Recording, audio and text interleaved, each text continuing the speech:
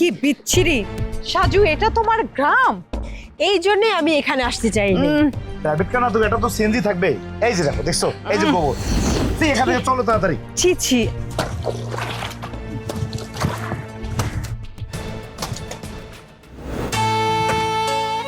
ওরে আল্লাহ, সাজু, আমার ভাই সাজু আইছে। সাজু ভাই, ও ভাই তুই কেমন আছো? দূর, একটু দূরে যাও।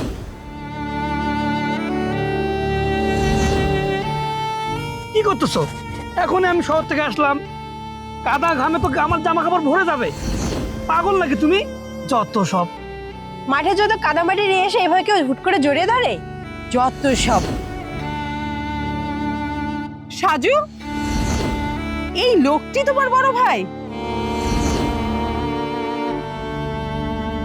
আমি তো ভেবেছিলাম তোমার পরিবার গ্রামে থাকে, না হলে অন্তত একটু সম্মানজনক হবে।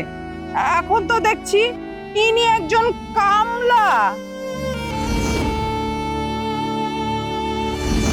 ছি ছি ছি ছি ছি। এই কাদা মাটি নোংরা ক্ষেত এইসবের মধ্যে তোমার ভাই কাজ করে? ছি, একেবারে ভাবতেও আমার গা ঘিন ঘিন করছে। তার মানে তো বিষয়টা পরিষ্কার হয়ে গেল, তাই না? ও তো কামলাই। শরীরের মধ্যে কাদা লেগে আছে, দুর্গন্ধ, ঘাম, পচা নর্দমার মতো। জি। এই সাজু, শোনো, আমার না এসব আবেগ টাবেগ ভাল লাগে না। সমস্যা নেই রে ভাই, সমস্যা নেই। আমি তোরে জড়াই ধরছি, এটা নিয়ে যদি তোর সমস্যা হয়, তোর গায়ে যদি কাদা মাটি লেগে যায়, আমি যে দূরে আছি না, আমি দূরে থাকুন, এটা নিয়ে কোনো সমস্যা নাই। আসলে হয়েছে কি, অনেক বছর পর তোরে আমি দেখলাম।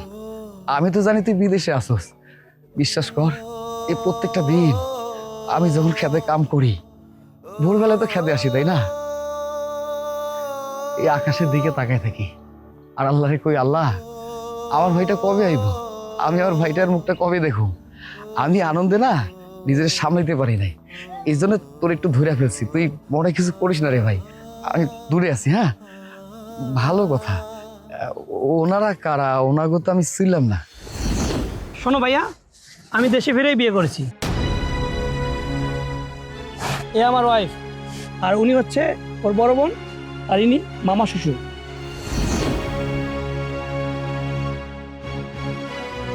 এই কামলাটা তোমার আপন বড় ভাই?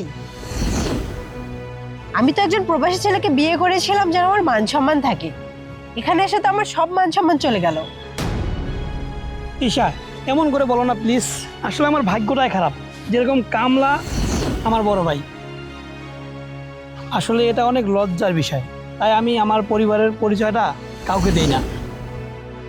তবে আমি তো ভালো টাকা পয়সা ইনকাম করি, তুমি তো ভালো করে জানো। আসলেই তো, কামলা আবার দেওয়ার মতো কোনো পরিচয় নাকি? শহরের লোক শুনলে হাসবে, তোকে সবাই ইনসাল্ট করবে। আহা, আমরা অহেতুক এগুলো নিয়ে কেন কথা বলছি? আমার তো কিছুই ভালো লাগছে না।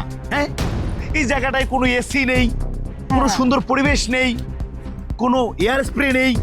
এখানে আমরা থাকবো? আমরা দাঁড়িয়েদেরকে শুধু কথাই বলে যাব, নাকি বাসায় গিয়ে বসার সুযোগ হবে? আর যদি সুযোগ না হয় আমরা চলে যাই। হ্যাঁ, না না না না, তা হইব কেন?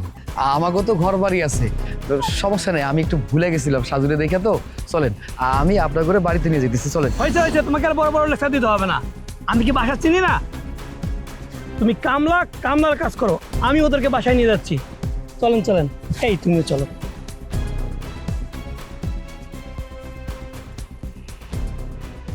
ভাই, এত বছর পর তোমার ভাই বিদেশ থেকে আইলো, এটা কেমন ধরনের আচরণ? আর তোমার ভাইয়ের বড় শালি আর মামা যে আচরণ করলো, মনে হয় তুমি মানুষ না, কুকুর। হরে ভাই, কিছু কিছু সময় একটা মানুষ কুকুর হয়ে যায়।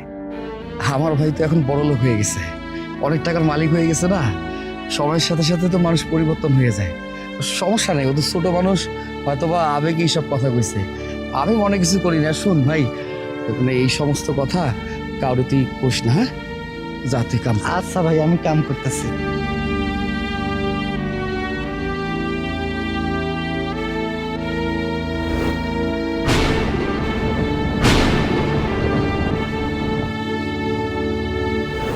আসলে ধৈর্যের ফল খুবই ভালো হয়। সাজু, তুই বিদেশে থাকিয়া একদম পরিবর্তন হয়ে গেছস। বাজান তুই সাজু, আমগো সাজু। আমার নিজের চোখে দেখা আমি একটুও বিশ্বাস করতে পারতেছি না। আহ, এত কথা এখন আর ভালো লাগতেছে না। বিদেশে থেকে হয়তো বা একটু পরিবর্তন হয়েছি, তা নিয়ে এত কথা বলার কি আছে? বাজান, তুই রাগ করিস না। এতদিন পর তুই আইসস, তোর চাচা তোরে দেখা কেমন আবেগে হয়ে গেছে গা। বাজান, ওনারা কারা? আমি দেশে ফিরেই বিয়ে করেছি। এ আমার ওয়াইফ তিশা। উনি হচ্ছে ওর বড় বোন, আর ইনি হচ্ছেন মামা।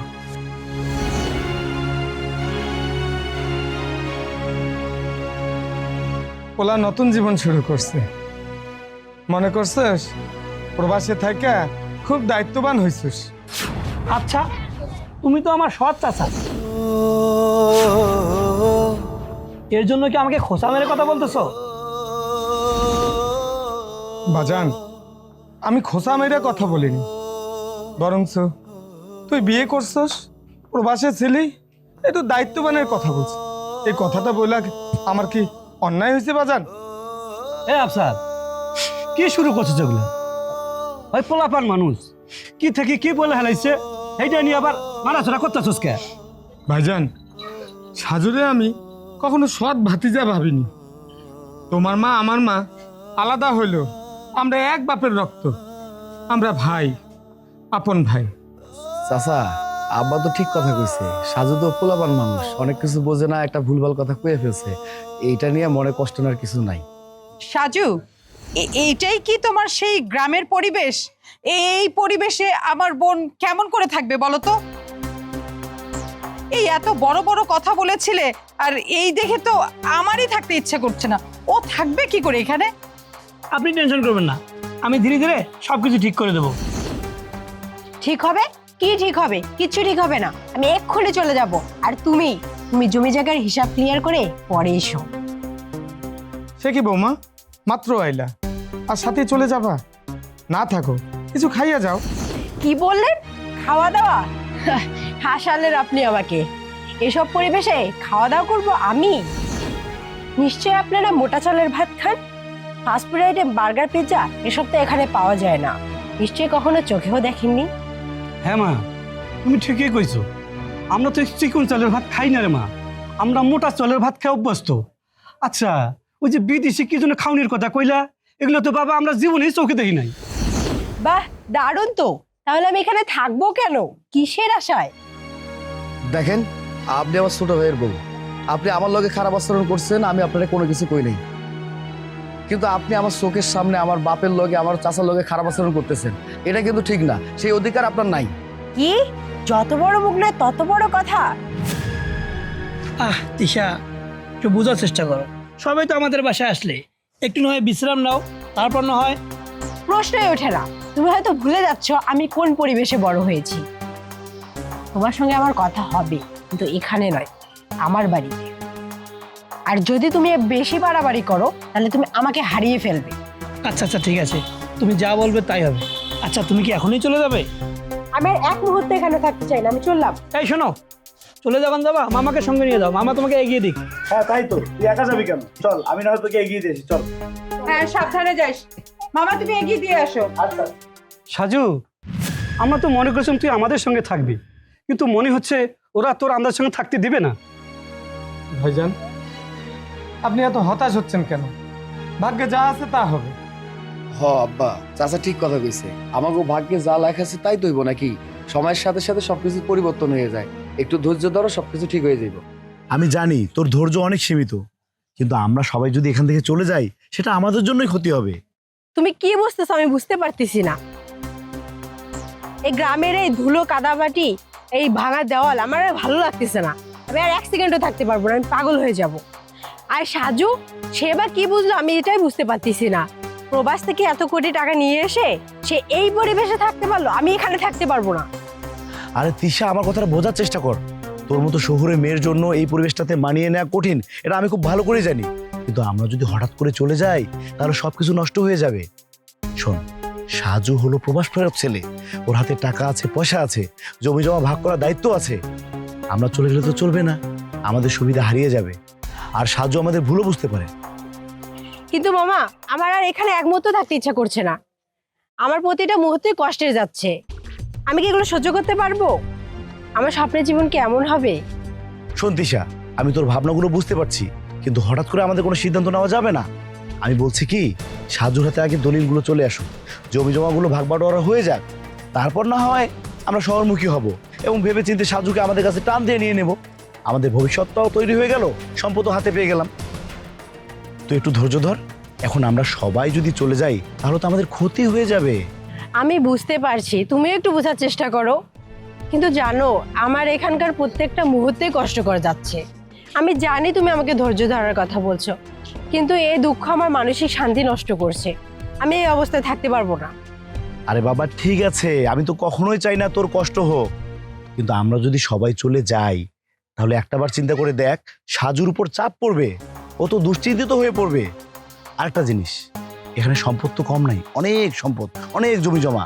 তাছাড়া সাজুর বাবা, ভাই সবার সাথে আলোচনা করার পর এটাকে যখন আমরা ভাগ বাটোয়ারা করে বের করে নিয়ে আসবো না, এরপর সাজু হয়ে যাবে আমাদের, আর সুবিধাগুলো হবে আমাদের, ভবিষ্যৎ তৈরি হবে আমাদের। তুই তো পাগলামি করলে চলবে না মা। ঠিক আছে মামা, আমি বোঝার চেষ্টা করছি, কিন্তু মনে রেখো আমি এই ভবিষ্যতে আর এখানে আসবো না। সবকিছু ঠিক হলে আমরা আমাদের মতো জীবন সাজাবো, তবে এই সব পরিবেশে নয়। আসলে এটা সেই পরিবেশ নয়। আমি মূলত এখানে এসেছি একটা উদ্দেশ্যে। তো আমার স্ত্রী যখন শহরে চলে গেছে, এখানে আমারও থাকার কোনো ইচ্ছা নেই। জমি জায়গার ভাগগুলো হয়ে গেলে আমিও শহরে চলে যাব। সাজু, সাজু তুই এত স্বার্থপর হয়ে গেছস? বাজান, তুই কি নিজের জন্য সবকিছু ভাবতাছিস? আমগো লাগে কি কোনো ভাবনা নাই তোর?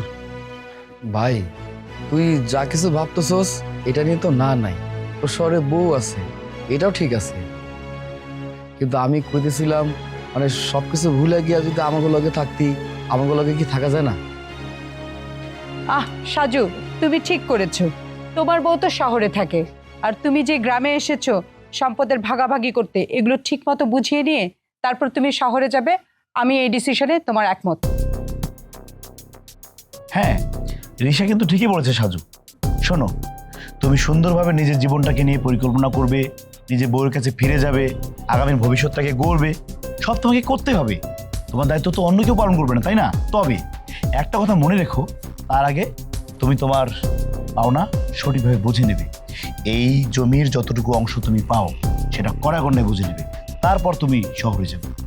জি মামা, আমিও সেরকমই ভাবতেছি। বাবারে, আমরা তো চাই না তুই স্বার্থপরের মতো কাজ কর, কিন্তু কি করুম, তোর জীবন তুই যেভাবে পারস সেভাবে বাইচা নিস। আমরা তো তোর জন্য খুব কষ্ট করছি রে বাজান, তারপরেও আশা রাখি এই দায়িত্ব তুই পুরোপুরি শেষ কর। শোনো চাচা, আমাকে বউয়ের কাছে যাইতে হবে, তবে এই জমি জমার বিষয়টা ভাগাভাগি করাই ভালো, এটাই হচ্ছে আমার মূল কারণ। ভাই, আমি কইতেছিলাম কি, আমাকে আব্বা যতদিন বাইসা আছে, আমাকে জমি জায়গা যে ভাগ আছে সেটা আমি করতে চাই না, কিন্তু তুই যেহেতু এত করে কইতেছস, আচ্ছা ঠিক আছে, তোর চিন্তা করার কোনো দরকার নাই, সবকিছু একটা সমাধান হয়ে যাইব, দুশ্চিন্তা করার দরকার নাই, জমি জায়গার ভাগাভাগি সবকিছু ঠিক মতো হয়ে যাইব। হ্যাঁ সাজু, আমার মনে হয় এবার ঠিক হচ্ছে। তোমার এই ডিসিশন একেবারে ঠিক। তুমি শহরে তোমার বউয়ের কাছে ফিরে যেতে পারবে, আর এই গ্রামের জমি জমার ভাগাভাগি সব ঠিকভাবে হবে। চলো, এবার সবকিছু পরিকল্পনা মাফিক করা যাবে। তুমি শহরে বউয়ের কাছে গিয়ে সুন্দর জীবনযাপন শুরু করবে, তবে তার আগে তোমাকে জমি জমার ভাগ বন্টনগুলো সুন্দরভাবে করে নিতে হবে। জমি জমার ঝামেলা তো মিটাইতে হয় বাবা, তাছাড়া তো কোনো উপায় দেখতেছি না। আসসালামু আলাইকুম মাদবর সাহেব। ওয়ালাইকুম আসসালাম। আপনারে অনেকদিন পর দেখা মনটা হালকা হয়ে গেল। অনেকদিন ধরে ভাবতেছি আপনার লগে দেখা করুন, আল্লাহর কাছে শুকরিয়া, আজকে আপনার লগে দেখা হয়ে গেল। আপনার কাছে যাইতেছিলাম। সাগর, বাজান, দেখতেছি তুমি আগের মতোই ভদ্র রইছো, সঙ্গে তোমার এই বাপ চাচারি দেখা আমার অনেক ভালো লাগতেছে, কিন্তু তোমাকে ওই চেহারা এরম যাইতেছে কেন? কোনো সমস্যা? হ্যাঁ মাতবর সাহেব, সমস্যা তো একটা আছেই। এই আমার ছোট পোলা সাজু বিদেশ থেকে আইছে, আয়া লগে লগে বিয়া করছে। আমাকে সংসারের জন্য নতুন মানুষ আইছে। আমি চাই যেন কোনো কলঙ্ক না হয়, কোনো যেন ঝামেলা না বাজে। আমার বুকের মধ্যে খুব ভয় করতেছে যদি অন্য কিছু হয়ে যায় গা। হ, এতদিন পরে পোলারে আমরা ফিরে পেয়েছি, কিন্তু মনে হইতেছে তারে আমরা হারাই ফেলেছি। কিন্তু তার চোখে মুখে অন্য পরিচয়। আপনি কোন মাদ্রাসা? বাপ চাচার মন কি সহ্য করতে পারে? আমি খুব ভালো করে জানি আমার ছোট ভাইটা এখন অন্য পরিবেশে অভ্যস্ত হয়ে গেছে। আমাকে এই পরিবেশটা তার কাছে এখন আর ভালো লাগতেছে না। আমি তো সবকিছু বুঝতে পারছি। আর তাছাড়া আমার যে ভাইটা আছে না, আমার ভাইটার আশেপাশে কিছু নতুন মানুষ আসছে, কিছু নতুন মানুষ আইয়া তারা কেমন জানি অন্য মানুষ করে ফেলছে। সমস্যা নাই, মানুষ তো পরিবর্তন হইতে পারে, তাই না? আমি কইতেছিলাম কি মাদবর সাহেব, ওই জমি জমা নিয়ে নানান রকম সমস্যা হয়, ভাই ভাইয়ের মধ্যে দ্বন্দ্ব হয়, ভোগান্তি হয়। এইটা আমি চাই না। আমি চাই আমাকে জমি জমা যা ভাগ বাটারা আছে, আমরা দুই ভাই যেন ঠিক মতো নিতে পারি। সেইটার জন্য আপনার কাছে আইলাম মানে কি, এই তো রাস্তায় দেখা হয়ে গেল। সাগর বাজান, তুমি আসুরি একটা আলাদা পোলা। আজকালকার দিনে ভাই হইয়া ভাইয়ের জন্য কেউ কান্না করে? হ্যাঁ, আর তুমি কি করতেছ? তুমি ভাইয়ের জন্য কাঁদতেছো। আসলে এই জমি জমার ব্যাপারটা বড় জটিল বিষয়। এই জমি জমা লইয়া অনেকের পরিবার ভাঙ্গা যায়, রক্তের সম্পর্ক ছিন্ন হইয়া যায়। তাই তো মাদবর সাহেব, আমি মন থেকে চাই আপনি সুন্দর মতো একটা বিচার সালিশের ব্যবস্থা করেন। আমাকে দুই ভাইয়ের মধ্যে জমি জায়গা যা কিছু আছে খুব সুন্দর মতো ভাগ বাটোয়ারা কইরা দেন। আমার ভাইটা যেন কইতে না পারে যে আমি ওরে ঠকাইছি, কিংবা আমি যেন ওরে কইতে না পারি ও আমারে ঠকাইছে। যদি আপনাকে মনে হয় যে আমার ভাইরে ভালো রাখার জন্য একটু জমি জায়গা বেশি দিতে হইব, আমার কোনো সমস্যা নাই। আমার ভাইটা ভালো থাকলে আমি অনেক খুশি হবো, ভালো লাগবে। তারপরও আমি চাই না আমাদের মধ্যে কোনো বিভেদ তৈরি হোক। আমি সুন্দর মতো বাঁচতে চাই সবারই নিয়ে। তাই তো চাই মাদবর সাহেব, আপনি সালিশ ডাইকা সব কাগজপত্র সবারে নিয়ে আপনি ভালো করে দেখেন, দেখা সবারে ভালো মতো বাট বন্টন করে দিয়েন। আমাকে পোলাপানের মধ্যে যদি বিভেদ সৃষ্টি হয় তাহলে আমি কই যাবো মাদবর সাহেব? আমি বুড়াতি বয়সে একটু শান্তি চাই। তবে আমার মনে হইতেছে বড় ধরনের কোনো একটা ঝড় আইতেছে। মাদবর সাহেব, আপনি না থাকলে সংসারটা মনে হয় আমগর টিকবো না। আমার মনে হইতেছে বুকটা আমার ফাইটা যেতেছে। আর আমরা তখন গরিব, সাজু মনে হয় আমাদের আর সহ্য করতে পারতেছি না। মাদবর সাহেব, আপনার অনুরোধ লাগে আমগো বিচারটা একটু ভালোভাবে কইরা দিন, আমরা কেউ যেন কোনো সমস্যায় না পড়ি। আচ্ছা, তোমাকে এই জমি জমার বিষয়টা আমি বুঝবার পারলাম। আমি ব্যবস্থা নিতেছি সালিশি ডাকুনের। গ্রামের বিভাগদের দায়িত্বা জমির দলিলপত্র দেখা তোমাকে একটা সুষ্ঠু বিচার কইরা দিবি। আর যাতে কেউ কোনো পক্ষ কষ্ট না পায়, আল্লাহ চায় তো কোনো সমস্যা হইব না। চাচা, আল্লাহ আপনারে ভালো রাখুক। আপনি যদি আমাকে লগে থাকেন আমার কোনো ডর ভয় নাই। আমি শুধু চাই আমাকে সংসারে ভাঙ্গন না ধরুক। সংসারে ভাঙন ধরলে এখানে আমার কি করার আছে? বাইরে আজকে আমাকে দিনটা আমাকে এলাকা খুব গুরুত্বপূর্ণ। এটা তো শুধু জমি জায়গার ভাগ না, এই জমিটা নিয়ে জড়িত আছে আমাকে সম্মান, আমাকে সবকিছু। ভাই তুই আমার কথাটা শোন। মানুষের জীবনটা অনেক কিছু হয়, সবসময় শুধু অধিকার নিয়ে চলে না রে ভাই, সবকিছু বিবেচনা করা উচিত। সেটা আমি বুঝতে পারছি, পরিবারের জন্য কিছু কাজ করা উচিত, তবে আমারও তো নিজের স্বার্থ দেখা উচিত, তাই না? আমার ভবিষ্যৎ, আমার জীবন, এটা আমার কাছে গুরুত্বপূর্ণ। আর এই জমি তোমাদের পরিবারের জন্য নয়, আমার নিজের জীবনের জন্য প্রয়োজন। ভাই আমি বুঝতে পারতেছি তুই দিন দিন খুব দায়িত্ববান হয়ে উঠতেছিস, এটা একটা ভালো ব্যাপার। আবার এই যে তুই নিজের স্বার্থ নিয়ে ভাবতেছিস না, এটা আমি খারাপ করবো না। কিন্তু একটা বিষয় কি জানোস, নিজের পরিবারটারে এমন করে কষ্ট দিতে হয় না। কেউ অসন্তুষ্ট হলে এখানে আমার কিছু করার নেই। আমি চাই আমার অধিকার জন্য কেউ এক চুল পরিমাণও কেড়ে নিতে না পারে। আজকে আমার স্ত্রী চলে গিয়েছে এই জমি জমার জন্য। আমি চাই আমার ভাগের জমি যেন আমি বুঝে পাই এবং আমি যেন আমার স্ত্রীর কাছে চলে যেতে পারি। আরে ভাই ঠিক আছে তো, আমি তো তোর কোনো বিষয় না করতেছি না, কিন্তু আমাকেও পরিবারের প্রতি তোর যে একটা দায়িত্বের জায়গা আছে সেটা তো ঠিক রাখবি নাকি? জীবনে অনেক পরীক্ষা আসবো, ভালোবাসা, সততা, ধৈর্য, এই তিনটাই কিন্তু মানুষের জীবনে গুরুত্বপূর্ণ একটা অধ্যায়। বুঝতে পারছস? আজকের দিনটা আমাদের সম্পর্কটা না শীতল হয়ে যাইতেছে। আরে তুই তো শুধু আমার ভাই না, তুই তো আমার সব কিছু, তুই তো আমার পরিবারের একটা অংশ। অথচ আজকা এই সম্পর্কটার মধ্যে কত ফাটল, সবকিছু শীতল হয়ে যেতেছে। খেয়াল রে ভাই, আমি কি একবারও তোর বিপক্ষে গেছি? তা তো যাই নাই। আমি চাই তুই সঠিকভাবে তোর সিদ্ধান্তগুলো নে। এইটাতে তো আমার না নাই, আমি তো একটা বারের জন্য না করি নাই, কিন্তু যে কামটা করবি একটু চোখ কান খোলা রেখা করবি, এইটা শুধু আমি বুঝাইতে চাইছি। এসব কথা আমাকে বলে তো কোনো লাভ নেই ভাইজান। আমি চাই এই জমিটার সমান সমান ভাগ হোক। তবে আমি ঝগড়া বিবাদ চাই না। এই জমি আমার নিরাপত্তার চাবিকাঠি। আমি চাই আমার স্বার্থ রক্ষা হোক। এই যুগের অভিজ্ঞতা আমাকে শিখিয়েছে নিজের নিরাপত্তা এবং নিজের স্বার্থ কতটা গুরুত্বপূর্ণ। বাইরে এই একটা কথা বোঝার চেষ্টা কর, তুই তো স্বার্থ নিয়ে চলতে চাইতেছস, ভালো কথা, কিন্তু একটাবার কি চিন্তা করে দেখছস এই আমি তোরে অনেক কষ্ট কইরা মানুষের মতো মানুষ করার চেষ্টা করছি আমার জায়গা থেকে। আব্বা চাচা তারা তো করছে, আমি তাদের কথা যে বাদ দেবো ব্যাপারটা এমন না। কিন্তু দেখ, এইখানে কি আমার কোনো স্বার্থ আছে? আমার তো কোনো স্বার্থ নাই। আমার একটা চাওয়া, তুই ভালো থাক, এই জন্য এত কিছু কইতেছি রে ভাই। আর একটা জিনিস ভাইবে দেখ, এই ছোটবেলা থেকে তোর আমি লেখাপড়া শিখাইয়া মানুষের মতো মানুষ করার চেষ্টা করছি। এই যে তুই প্রবাসে আসোস, এতদিন ছিলি কার টাকা দিয়া?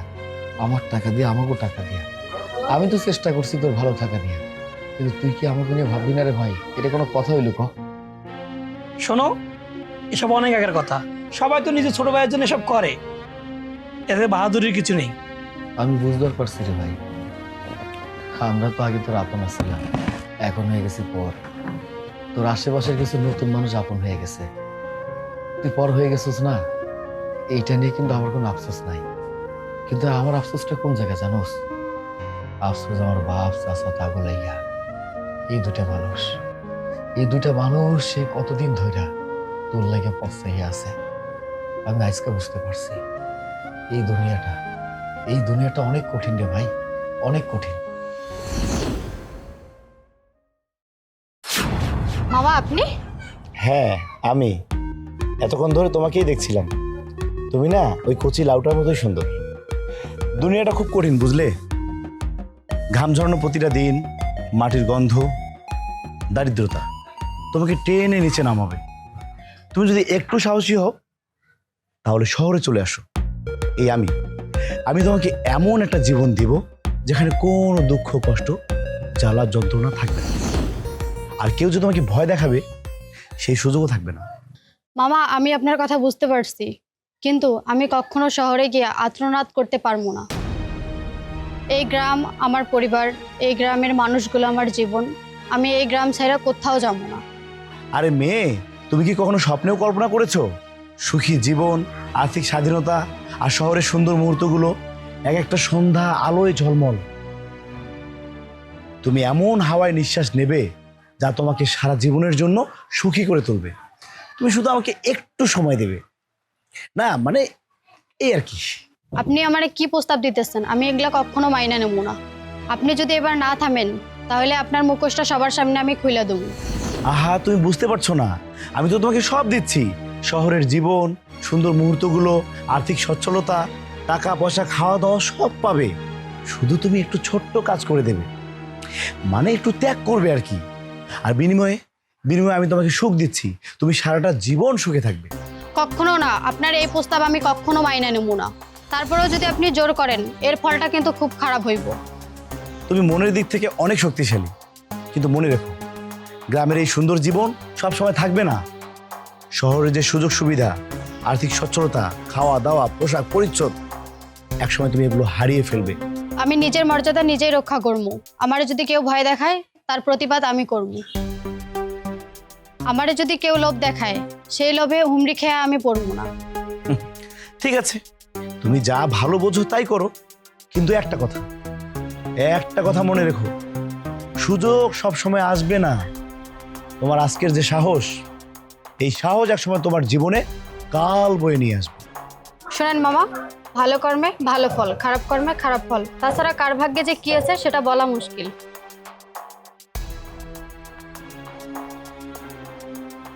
ভালো কর্মে ভালো ফল, খারাপ কর্মে খারাপ ফল। ঠিক আছে, দেখি আমি কোন ফলটা পাই।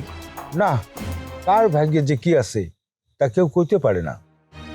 চাচা, আমরা এখানে আইছি আমাদের জমি ভাগাভাগি করার জন্য।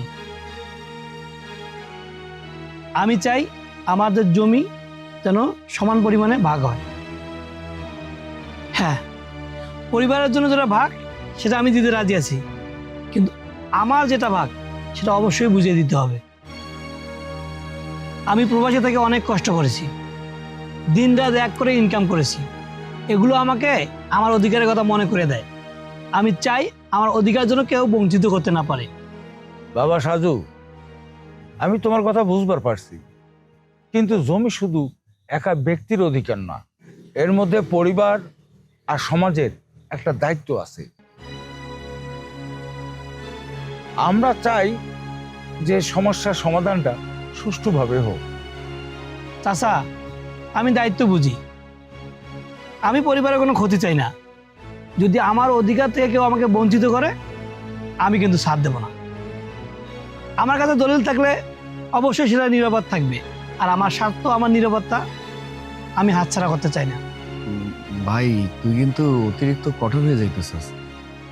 আমরা তো তোরে কেউ কই নাই যে তোর জমি জমার কোনো কিছু ভাগ দিব না। তুই এত কঠোর কেন হইতেছিস কত? না ভাইয়া, কঠোর না হলে আমি হেরে যাব। তুমি ভালো করেই জানো আমি এখানে পরিবারকে সাহায্য করার জন্য আসিনি। আমি চাই আমার শ্রমের মূল্য আর আমার কষ্টের সফলতা। এটাই প্রকৃত নিয়ম আর এটাই বাস্তবতা। বাজান, দায়িত্বের মধ্যে স্বার্থ থাকা ভালো, কিন্তু কঠিন হওয়া পরিবারের জন্য খুবই খারাপ। বাবা, আমাকে বুঝাতে এসো না, আমি বুঝি। আমি চাই সবার অধিকার রক্ষা হোক, আর সেই সাথে আমার নিজেরটাও। আজকের দিন পর্যন্ত আমার প্রবাসে থাকা সেই কষ্টগুলো আমার অধিকারের কথা মনে করিয়ে দেয়। আমি কিন্তু কাউকে সাথ দেব না। বাজান রে, তোর কথা শুনে আমার খুব ডর করতেছে, আমার খুবই ডর করতেছে। ঠিক আছে সাজু, আমরা সালিশের ব্যবস্থা করব, গ্রামের সবাইকে নিয়ে আমরা বসবো। কিন্তু মনে রাখো, সকলের সামনে যে সিদ্ধান্ত হইব এটা কিন্তু তোমাদের দুই ভাইরে মাইনা নিতে হবে। চাচা, আমি সালিশে বসতে রাজি আছি, জমির দলিল থাকবে আমার হাতে। কিন্তু সবার উদ্দেশ্যে বলতেছি, আমি পরিবারের ক্ষতি চাই না, কিন্তু আমার অধিকার যদি কেউ আমার কাছে কায়রা নিতে চায়, আমি ছাড় দেবো না। ছাড় দেওয়ার কোনো দরকার নাই। শোনো সাগর, তোমার জন্য আমার খুব কষ্ট হয়। তুমি একটা সহজ সরল পোলা, তোমার মনের মধ্যে স্বার্থের কোনো ছাপ নাই। হ্যাঁ ঠিক আছে, সাজু আমার আপন ভাগ্নি জামাই, কিন্তু সে তো বিদেশ ফেরত, তার সম্পদ আছে, টাকা আছে, পয়সা আছে, কোনো কিছুর অভাব নাই। জানো সাগর, তোমার জন্য আমার মনটা কেমন যেন করে যখন দেখি তুমি নিজের ভাইয়ের জন্য স্বার্থ রক্ষা করার চেষ্টা করছো। সব ঠিক আছে, কিন্তু এই সমস্ত কথা আমারে কেন করতেছেন? ভাবো, আমি চাইলে সাজুকে এখান থেকে ভুলিয়ে নিতে পারি এবং শহরে অন্য কোথাও রাখতে পারি। বিনিময়ে কিছু জমি তোমার নামে লিখে দিতে পারি। শুধু বলো রাজি কি না। আমি চাই তুমি কখনোই কষ্ট না পাও এবং কোনো কিছু না হারাও।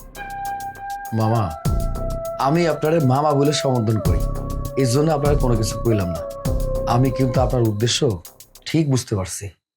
শোনেন, আপনার যে উদ্দেশ্য না, এই সব উদ্দেশ্য কখনো পূরণ হইব না। আপনি যদি ভাবেন আমি সাজুর লগে এমন কিছু করুন, এটা একেবারে ভুল ভাবনা হইব। আমি এই সমস্ত কোনো কাম করতে পারবো না। আহা সাগর, তুমি বুঝতে পারছো না, আমি তো এসব কিছু তোমার জন্য করছি। আমি কখনোই চাই না তুমি হেরে যাও। তুমি সহজ সরল মানুষ, তাই নিজের ভাইকে বিপদে ফেলতে চাও না। কিন্তু তুমি যদি একটু ইশারা দাও না, সব কিছু শান্ত হয়ে যায়। না মামা, আমি আপনার সম্মান করি। আপনি আমার কি বুঝাতে চাইতেছেন আমি সবকিছু বুঝতে পারতেছি, কিন্তু আপনার এই সমস্ত কথায় আমি কোনো কিছু সমর্থন করতে পারব না। আমি শুধু এইটা জিনিসে চাই, কোনো স্বার্থপর, কোনো লোভ লালসা আমার কাছ থেকে আমার ভাইটারে দূরে নিয়ে যাক, কিংবা আমার ভাইয়ের কাছ থেকে আমি দূরে চলে যাই, এই সমস্ত কোনো কিছু আমি চাই না। আহা সাগর, তুমি সত্যিই বোঝার চেষ্টা করছো না। আমি কিন্তু এটা চাচ্ছি না। আমি চাচ্ছি তোমার জীবনটা ঝুঁকি ছাড়া হোক। তুমি সচ্ছল ছেলে, তাই আমি চাচ্ছিলাম তুমি নিজের স্বার্থটাকে আদায় করে নাও, জমিগুলো নিজের নামে লিখে নাও, সাধুর চিন্তাধারা বাদ দাও। আমি শুধু ন্যায্যতা চাই, আমি আমার ভাইয়ের জন্য কোনো স্বার্থ রাখুন না। আমি সবসময় আমার পরিবারের সম্মান, আমার ভাইয়ের সম্মান সবকিছু ঠিক রাখব।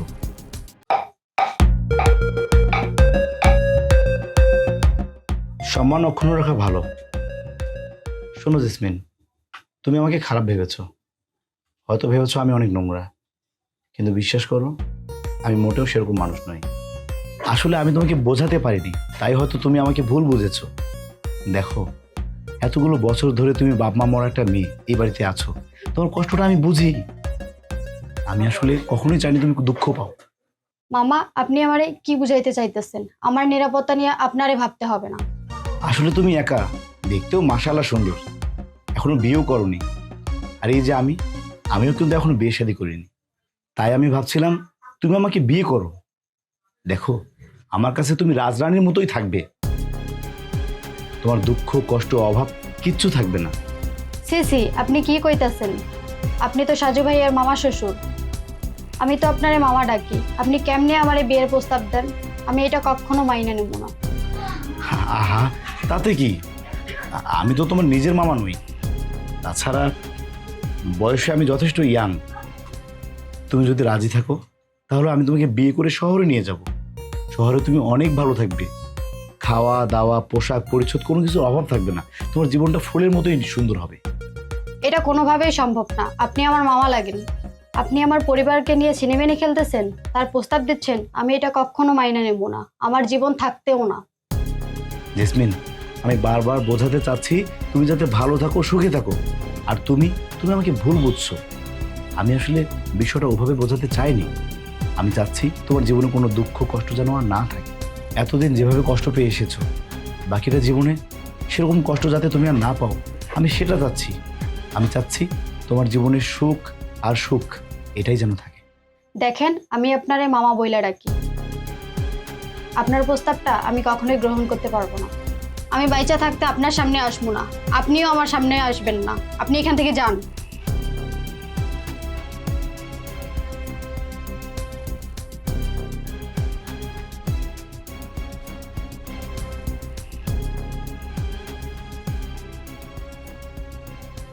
আহা, সামনে না আসলে কিভাবে চলবে মাতবর সাহেব? সাজু বিদেশ ফেরত ছেলে, ওর কাছে টাকা পয়সা সম্পদ আবার জমি জমার ভাগ তো আছেই। আর ওইদিকে সাগর তো সহসল ছেলে, ও এসব চালাকির কিছু বুঝবে না। তাই তো, আমরা যদি কিছুটা চালাকি করি, সাজু আর সাগরকে বাদ দেই, তাহলে আমরা কতটা উপকৃত হব জানেন তো? আমাদের হাতে জমিটা চলে আসবে। কিন্তু আমি তো সৎ মানুষ, আমি তো কারো লগে বেইমানি করতে পারুম না। সাগর আর ওই যে সাজুকে যদি আমি ঠকাই, তাহলে তো আমার মন শান্ত থাকবো না। কিন্তু মাতবর সাহেব, একটাবার একটু ভেবে দেখুন তো, আমরা যদি সবাই মিলে একটু কৌশল করি, হ্যাঁ একটু প্ল্যান করি, তাহলে সাজু এবং সাগরকে বাদ দিয়ে এই দলিলের অংশগুলো আমরা পাব। আর আপনি তো এখান থেকে একটু ভাগ পাবেনই, তাহলে ক্ষতিটা কোথায়? মিরাজ সাহেব, আমি কখনো স্বার্থপরতার খেলা খেলুম না, এটা আমার নীতি। আর ওই দুই ভাইয়ের অধিকার কখনো আমি ক্ষুণ্ণ হইতে দিব না। মাতবর সাহেব, ওসব নীতি কথা বলে লাভ নাই, নীতি কথার ভাত থাকে না। আমরা যদি আপনি আমরা সবাই মিলে কাজ করি, ঘটনাটা কি ঘটতে পারে?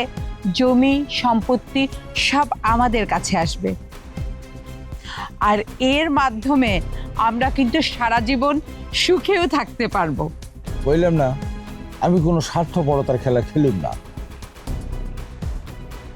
ওদের দুই ভাইয়ের মধ্যে ন্যায্য অধিকার অক্ষুণ্ণ থাকবে।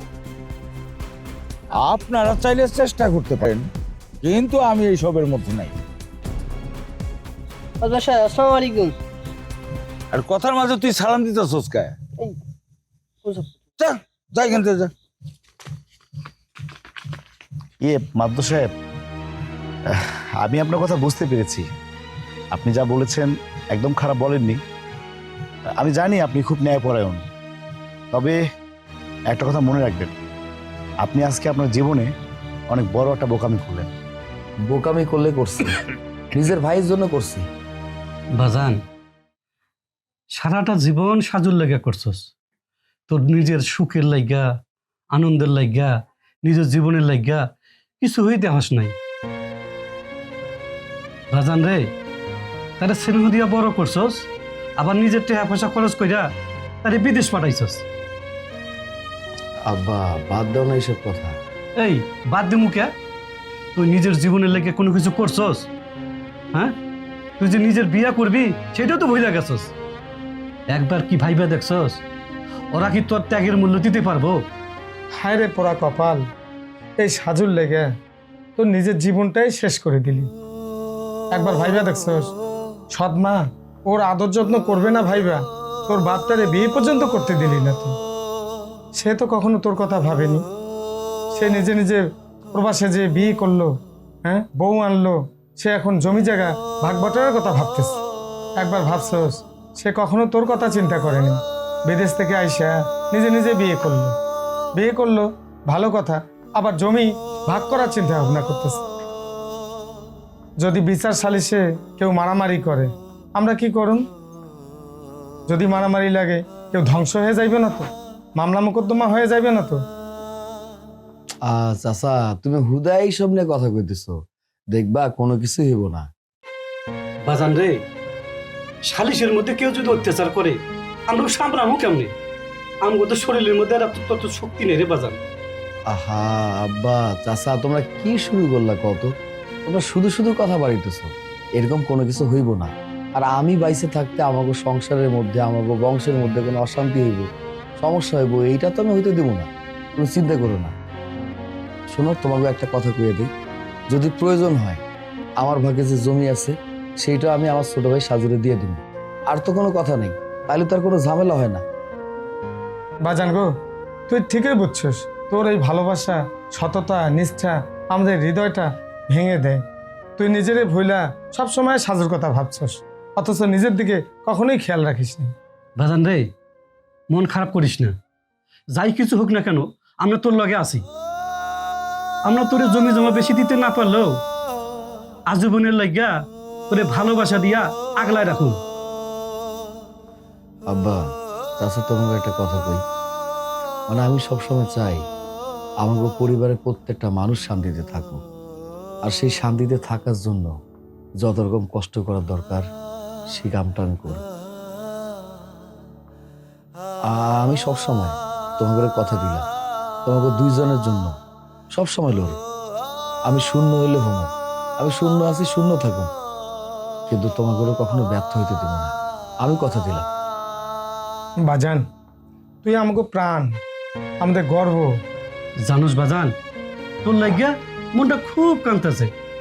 তুই সবকিছু আমাকে লাগিয়া করলি। আব্বা আমাকে পরিবারে কেউ যেন কোনো রকম কষ্ট না পায়, আমি সেই চেষ্টাটা করব। আমি চাই আমার পরিবারের লোকজন সবাই শান্তিতে থাকুক। আমি চাই এখানে সবাই শান্তিতে থাকুক, আর আমরা এখানে সবাই একখানে বসছি, কোনো পক্ষের যেন কোনো অন্যায় না হয় সেইটা আমরা দেখব। এইখানে কাগজপত্র, দলিল, প্রমাণ সব রাখা আছে, সবার বক্তব্য নেওয়া হবে, এরপর আমরা একটা সুষ্ঠু সমাধান দেব। কি আপনারা রাজি আছেন? চাচা, আমিও সত্যি চাই এই জমির ভাগ বাটোয়ারা খুব তাড়াতাড়ি হোক।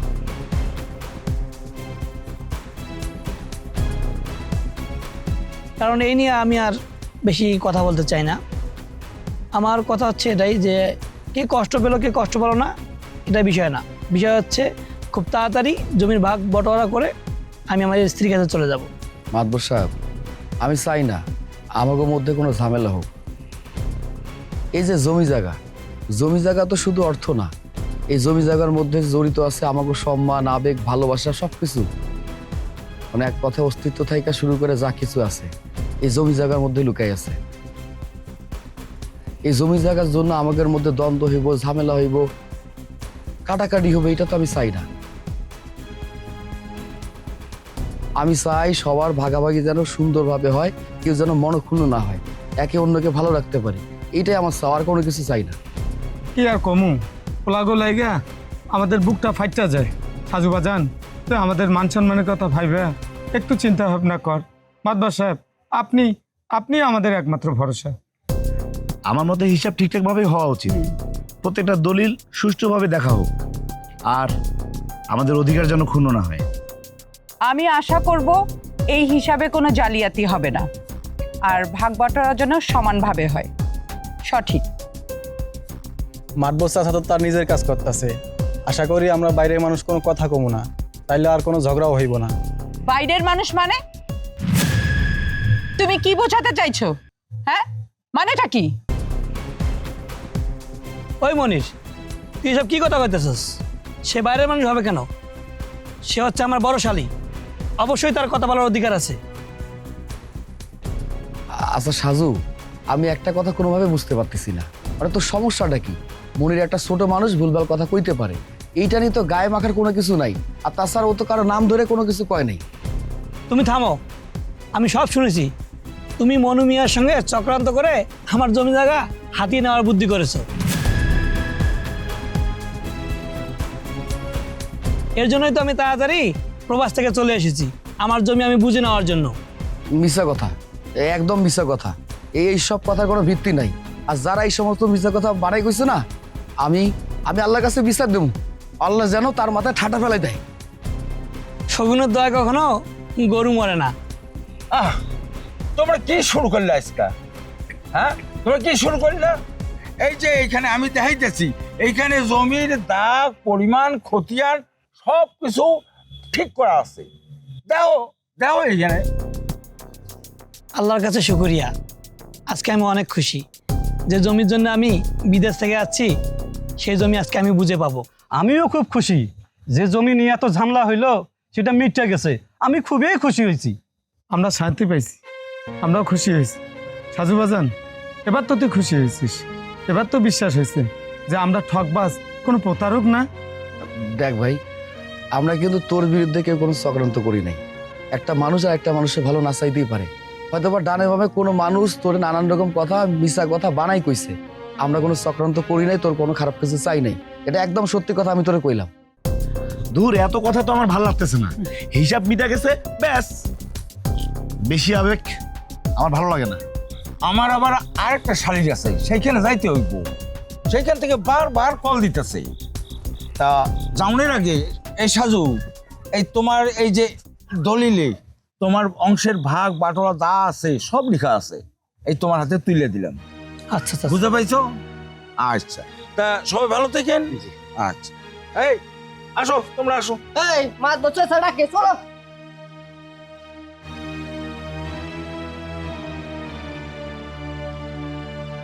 সব ঠিকঠাক আছে না? আল্লাহ, আমার এমন কেমন লাগতেছে, মুখটা খুবই ব্যথা করতেছে। ও আল্লাহ, কি হলো তোর বাজান? বাজান, ভাই বাজান, সাজু, বাজান, তোর কি হলো? বাজান, তোর কি হয়েছে ভাই, বাজান, বাজান, বাজান, বাজান, বাজান, কত বাজান, বাজান, তোর কি হলো রে বাজান? বাজান, বাজান, কত করে বাজান? বাজান, ও বাজান, একটু তাহার দেখ রে বাজান। ওরে আমার শাশু রে। বাজান, বাজান, চোখ খুল বাজান, বাজান, তোর কি হলো বাজান? আমাকে রাজুদার নাই আব্বা, আমাকে রাজুদার। ও আল্লাহ, তুমি এত বড় করুণা কেন করলা?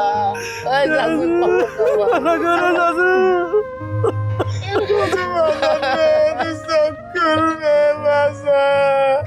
আমরা তো দলিল পেয়েছি, এখন চলো আমরা এখান থেকে চলে যাই, চলো। এই আপনারা এটা কেমন কথা কইতেছে না? একটা মানুষ বইরা গেছে, তারে রাইকা দলিল নিয়ে চলে যাইতেছেন? হ্যাঁ, আপনার কি মানুষ? আমার কখন আপনার কি মানুষ? আমার সাজু মইরা গেছে, তোমরা কি কইতেছো? তোমরা কেউ দাফন কাফনের কথা কেউ চিন্তা করলে না, তোমরা স্বার্থপরের চলে যাইতেছো। এই তো তোমার বাড়ির জামাই আছিল। আমার শাশুড়ি 2 মুঠো মাটি না দিয়ে যাইয়েন না। আমার শাশুড়ি যেন আল্লাহ বেহেশতবাসী করে, আপনারা যাইয়েন না, কেউ যায় না না, দাফন কাফনের জন্য আমাদের অত হাতে সময় নেই, আমাদের এখন চলে যেতে হবে। আহা, তুমি কাকে কি বোঝাচ্ছ?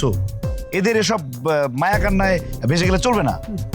ওদের ছেলে মরে গেছে, আবার বিদায় হয়েছে, আমরা তিশাকে আবার নতুন করে বিয়ে দেবো। হ্যাঁ আর চলো আমরা এখান থেকে চলে যাই, চলো। চলো। হ্যাঁ গেছি। সাজু ভাই, তুই তুই তুই বাইসে আসোস? হ্যাঁ, আমি মরি নাই, মরার অভিনয় করছি। দেখলাম কে সত্যিকারের আপন আর কে পর। আর হ্যাঁ, তোমরা, আমি মরার সঙ্গে সঙ্গে পাগলের মতো দলিল নিয়ে চলে যাচ্ছ, তবে আমি তো মরি নাই। না মানে সাজু, আমি বলছিলাম কি যে তুমি আমি রিশা মিলে শহরের সবাই। চুপ করো মামা, তোমরা কি ভেবেছিলে একজন মানুষের মৃত্যুর কারণে তার সব কিছু সুযোগ নিতে পারবে? একজন মানুষ মরার পরও তার প্রতি তোমাদের এতটুকু কি ভালোবাসা ছিল না? সঙ্গে সঙ্গে তোমরা দলিল নিয়ে চলে যেতে চাইছো? ছি মামা, ছি। সাজু ভাই আমার, আসলে হয়েছে কি শোনো, আমি মিস রিশা, আপনি চুপ করুন। আমি প্রতিটা কথা শুনেছি। আপনারা আমার সঙ্গে মিশেছেন শুধু আমার এই দলিলের জন্য এবং আমার সম্পত্তির জন্য। কোনোদিনও আপনারা আমাকে আপন ভাবতে পারেননি। আমি এতদিন ভুল ছিলাম, তবে আর কোনো আমি ভুল করতে চাই না। বাজান চুপ কর, বাজান চুপ কর। না চাচা, আমি আর চুপ থাকবো না। তার বোন আমাদের এই পরিবার দেখে স্বার্থপরের মতো চলে গিয়েছে। তুমি কি ভেবেছো তারপরও আমি চুপ থাকবো? না, আমি চুপ থাকবো না।